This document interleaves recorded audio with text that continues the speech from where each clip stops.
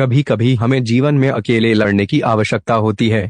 यह कहानी एक ऐसे लड़के की है जो अपने लक्ष्य की ओर आगे बढ़ने के लिए अपनी अकेलापन को एक सुनहरा अवसर बनाता है। एक समय की बात है, एक छोटे से गांव में एक लड़का रहता था। वह बहुत सपने देखता था और अपने लक्ष्यों की प्राप्ति के लिए प्रयास करने का निरंतर जुनून रखता था, परंतु उसके पास न कोई साथी था, न कोई गाइड करने वाला। उसके परिवार में भी उसकी सपनों को समझने वाला कोई नहीं था। इसलिए उसे लगता था कि वह अकेलेपन की जंजीरों में बंद है और उसके सपने अधूरे रहेंगे। फिर भी उसने निरंतर मेहनत की और अपनी आत्मविश्वास की आवाज को बुलंद किया। उसकी इच्छा शक्ति और संघर्ष ने उसे सही दिशा में आगे बढ़ाने की शक्ति दी। एक दिन उसे अपने गांव के बाहर एक पुस्तकालय का पता चला। वह आश्चर्यचकित हुआ, क्योंकि उसे पहले कभी ऐसी जगह नजर नहीं आई थी। धीरे धीरे उसने उस पुस्तकालय के दरवाजे पर कदम रखा।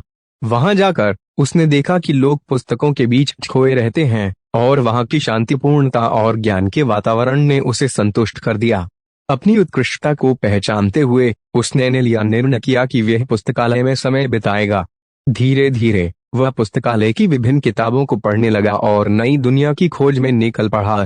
दिनों बिताने के साथ साथ उसका ज्ञान बढ़ता गया और वह अच्छे लेखकों और दर्शकों के साथ रिश्ते बनाने लगा।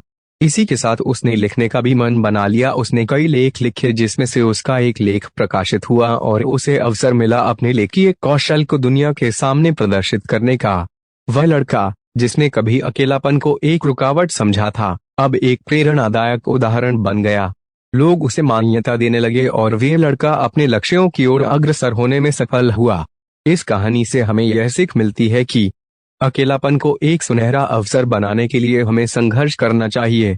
हमारी संयमिता, समर्पण और मेहनत हमें अपने लक्ष्यों की प्राप्ति की ओर आगे बढ़ा सकती है।